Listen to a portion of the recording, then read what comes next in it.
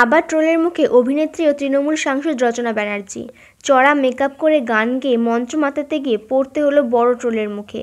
নমস্কার বন্ধুরা, চলে এসেছি আবার একটা ভিডিও নিয়ে। আজকের ভিডিওতে আমরা জেনে নেব কেন এত ট্রোল হতে হচ্ছে রচনা ব্যানার্জিকে। তো চলো বন্ধুরা, ভিডিওটি শুরু করা যাক।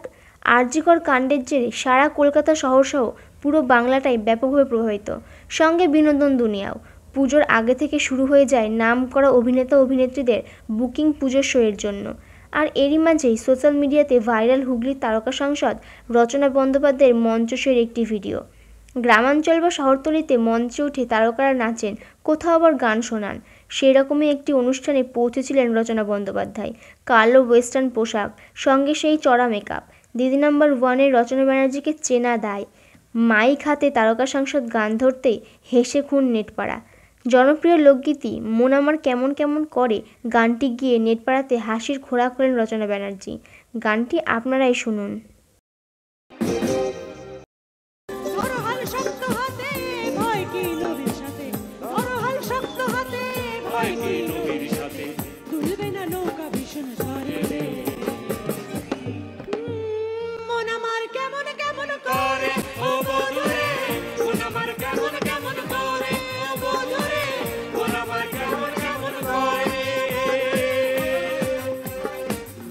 একজন মহিলা এই গানটি শুনে লেখেন, দিদি তো গানটা ধর্ষণ করে ছেড়ে দিল।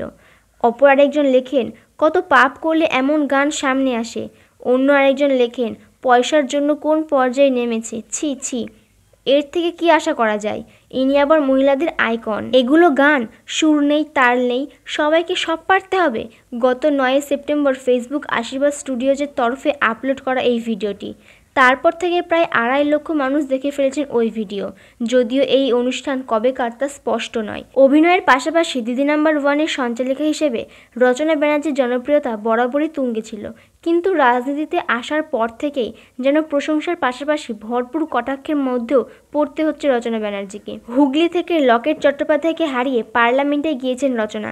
আরজিকর কাণ্ড নিয়ে প্রথম দিকে চুপ থাকার কারণে কম সমালোচনা হয়নি তাকে নিয়ে। এরপর 15ই আগস্ট লাইভে এসে একটি ভিডিও পোস্ট করেন রচনা ব্যানার্জি। আর তারপরে শুরু তৃণমূল সাংসদ রচনাকে নিয়ে ট্রোল।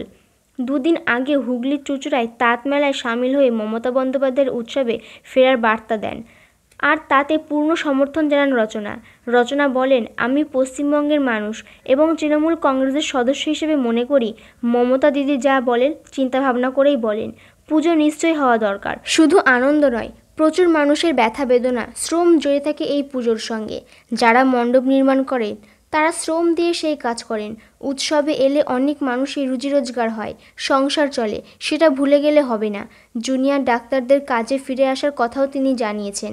রচনা বলেছেন, চিকিৎসকদের কর্মবিরতির জন্য অনেক মানুষ দুঃখ পাচ্ছেন, কষ্ট পাচ্ছেন, অনেক মানুষ মারা যাচ্ছেন, অনেক তিলোত্তমা তৈরি হচ্ছে, অনেক অভয়া তৈরি হচ্ছে, অনেক বাচ্চার মা বাবা মারা যাচ্ছে, সাধারণ মানুষের জীবনযাত্রা ব্যাহত হচ্ছে। তাই জুনিয়র ডাক্তারদের কাছে আমার একটাই করজোড়ে আবেদন, আন্দোলন থাকবে, আন্দোলন করুন, কিন্তু কাজে ফিরে আসুন। রচনার এই কথাতে আবারও অনেকের কটাক্ষের মুখে পড়তে হয়েছে রচনাকে। বন্ধুরা, তোমাদের কি মনে হয় রচনা ব্যানার্জি এখনকার প্রায় সব কথাতেই ট্রোল হতে হওয়ার কারণ কি তার রাজনীতি, না শুধু তার কথা? সেটি কমেন্টে জানাও। এই রকম ভিডিও পেতে আমাদের চ্যানেলকে সাবস্ক্রাইব করে নিও। ভিডিওটি ভালো লাগলে একটি লাইক করো। ধন্যবাদ এতক্ষণ আমাদের সাথে থাকার জন্য।